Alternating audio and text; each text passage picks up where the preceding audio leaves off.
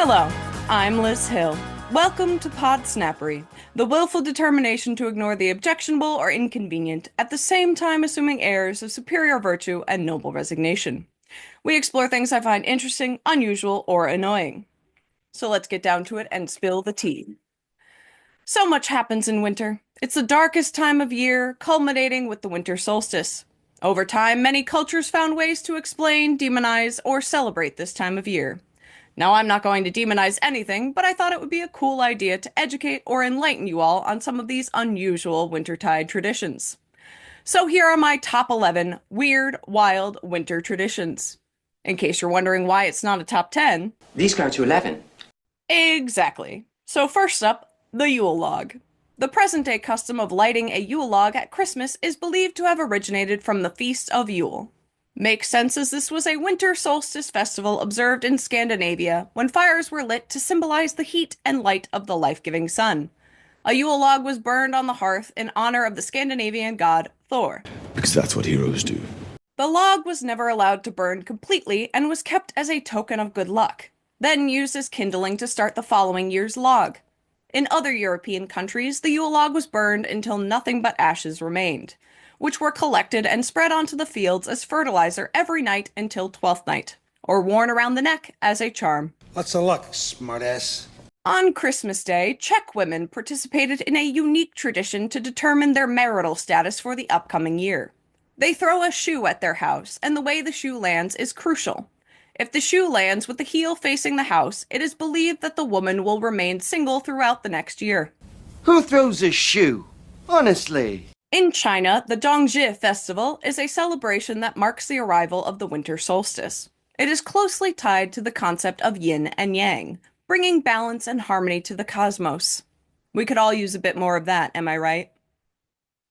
According to Chinese philosophy, yang represents the positive, while yin represents the negative. After the solstice, positive elements such as longer daylight hours and an increase in positive energy become stronger.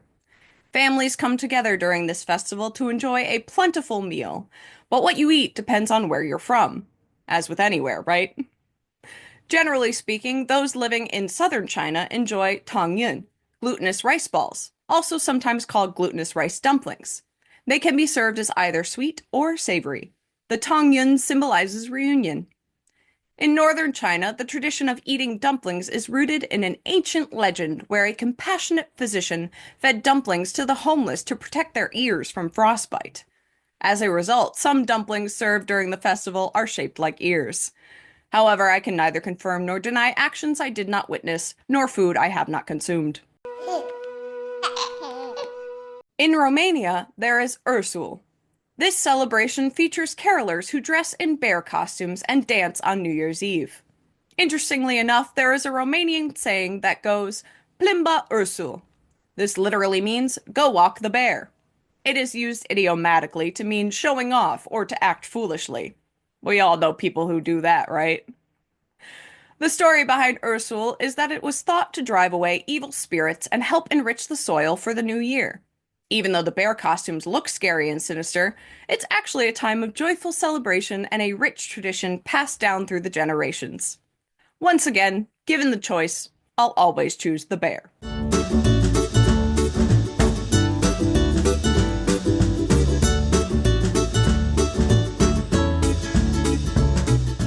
Next up is Yalda. Where have I heard that before? My old boyfriend came over late last night, and yada yada yada. Anyway, I'm really tired today. No, not Yada. Yalda. Yalda Night is a celebration of the winter solstice in Iran, considered one of the most important festivities of the year. The term Yalda means birth, and the festival signifies the commemoration of the longest and darkest night of the year. According to ancient Persian beliefs, this night was dominated by malevolent forces, while the following day belonged to the Lord of Wisdom, Ahura Mazda. Interesting. Kind of like the opposite of the 2024 election. Yada, yada, yada. Here is a familiar one, Saturnalia. This was an ancient Roman winter solstice festival held in honor of Saturnus, the Roman god of agriculture and harvest. Some of the festival's customs, such as feasting, gift-giving, and a hearty celebration in December, have influenced our present-day Christmas and New Year celebrations. Saturnalia began on December 17th and lasted for 7 days, and was characterized by the suspension of discipline and the reversal of the usual order. For example, dress codes were relaxed as Romans donned colorful dinnerware instead of a toga, and slaves and masters ate together. Perhaps the masters even served food to the slaves, as Saturnalia practices varied over time. Gambling was also permitted and even encouraged for slaves and masters alike as the feasting and merriment got underway. Grudges were forgiven, wars were interrupted, and people engaged in carnival-like festivities.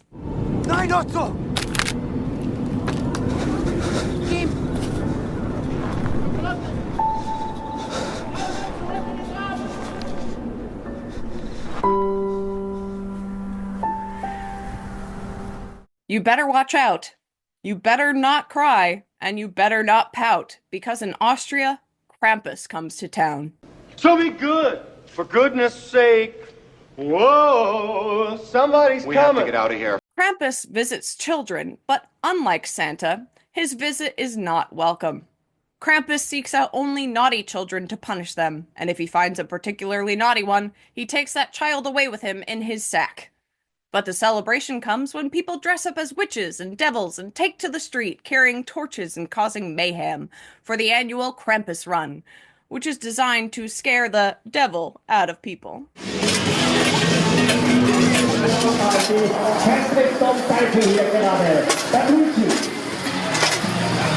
In Norway, it is tradition for people to hide their brooms on Christmas Eve before going to bed.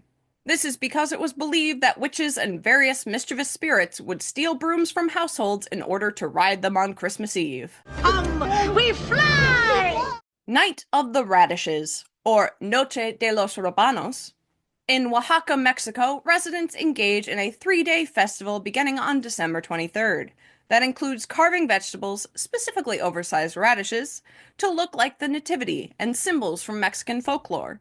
Farmers began carving radishes into figures as a gimmick to attract customers' attention during the Christmas market. It later turned into a competition, and today attracts thousands of visitors who want to see the veggie creations. No, seriously. Don't believe me? Take a look for yourself.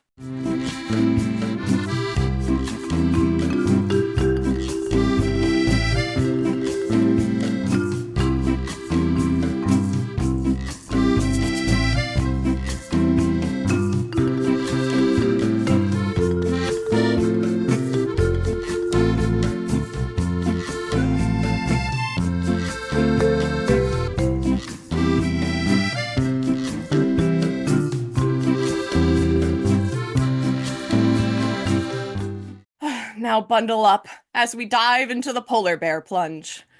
These events are held annually in January throughout many parts of the northeastern United States and Canada to ring in the new year. Participants brave often sub-zero temps and plunge into a nearby body of water, quickly forgoing wetsuits. The events are usually held to benefit a charity or bring awareness to a cause. I'm thinking no. I mean, I've had fun before, and that is not it.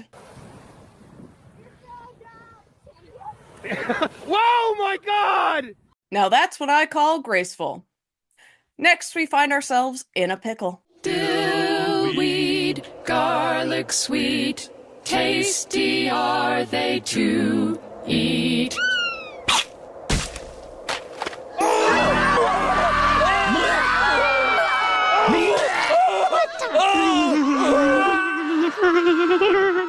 Households in the United States and Canada have a Christmas tree tradition of decorating with pickles as ornaments. The origin of this tradition is disputed, but one story suggests that during the Civil War, Private John C. Lower, who was captured and taken prisoner, was given a pickle to eat on Christmas Eve, which saved his life. As a result, he started the tradition of hiding a pickle on the tree each year. Another theory is that this tradition originated in Germany, called Weihnachtsherke, where the pickle was the last ornament hung on the tree, and the first child to find it received an extra gift. Some suspect that it was a marketing tactic by Woolworth and Company to sell more pickle ornaments. Yeah, that tracks. So there you have it, our top 11 weird, wild winter traditions. What did you think? That was weird, wild stuff. No, seriously, I want to know. Do you like the interesting, unusual, or annoying topics we present? Let us know by leaving a comment. And don't forget to hit that like button and subscribe. Seriously, it won't hurt. What? So, the willful determination to ignore the objectionable or inconvenient, at the same time assuming airs of superior virtue and noble resignation. That, my friends, is Podsnappery. Thanks for watching. I'm Liz Hill. The Christians stole the winter solstice from the pagans, and capitalism stole it from the Christians. I guess what comes around goes around.